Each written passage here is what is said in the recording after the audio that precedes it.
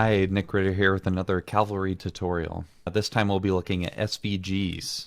This will just be a quick overview of how to use them, kinds of options at your disposal. Okay, so let me open up Affinity Designer. This is my vector app of choice. Works the same way in Illustrator. So what I did is I wanted to create a bell icon, as in click the bell so you don't miss any videos that are coming out. But of course, why would I say that in this video? So I knew that I wanted the bell to animate from the top and that I wanted the little ball here. I don't know what the official term is, but I'll call it the bell ball. I wanted the ball to animate separately on the bottom as like secondary motion. And so I've got the ball on one layer and the bell hollow on another. Now with those layers visible, you can go up to File, Export, SVG, and just select Export. And then inside Cavalry, you can double click here in your asset window, or you can right click and click Import Assets. And then I've got it right here. And this is in my render tokens folder. That'll be another video.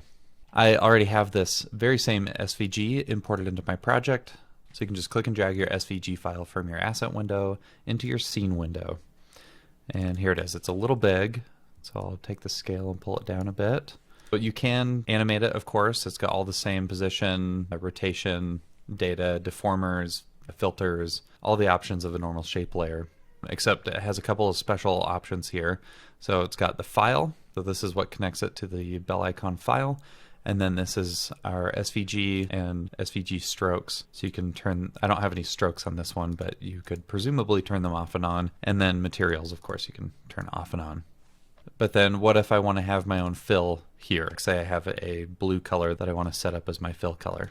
That's not really showing up. All you have to do is uncheck SVG materials. There you have it.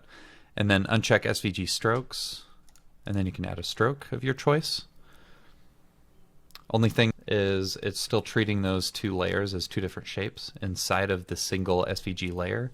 So the way to go about addressing this is to select our SVG layer, go up to the Shape tab, Deformers, and Flatten Shape Layers.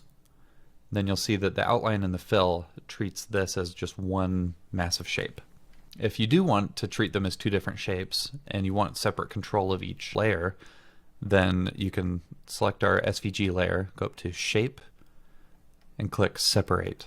This does reset the size, but luckily we can pull that down again anyway. So now we have two different layers. We have our ball and we have our bell.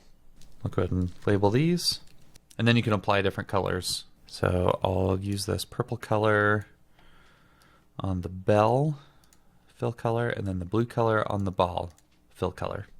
And then let's say I want to add a white outline to this ball.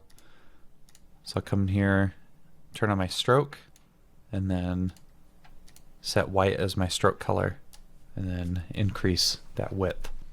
Okay, so now they're just two different shapes, and it's called a custom shape layer.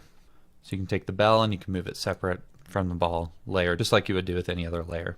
It automatically creates a bell icon group, and it's called bell icon because that's what my SVG is called. It calls it bell icon separated, and then sets the layers as the children. They don't have to be parented in this group. You can just unparent them.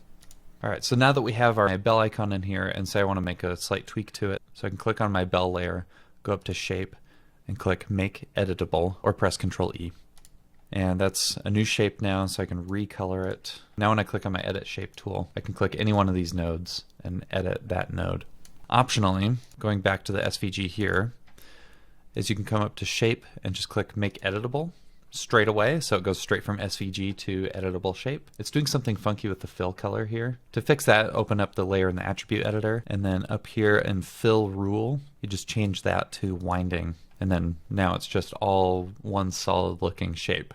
Then of course we can make our own custom shapes here in Cavalry. And I'll just make a few things. Looks like an elephant head. Now we can select all of these shapes right here and go up to our shape menu, click on our Boolean Union icon. And now this is all just one big shape. And you can right click on this and click Copy as SVG, go back over to Affinity Designer, create a new layer, then you can paste that shape in just like this, an SVG file for a design or whatever. So there you have it. That's working with the SVGs inside of Cavalry. Like and subscribe if you want to see any more videos like this one, and I'll see you in the next one. Thank you.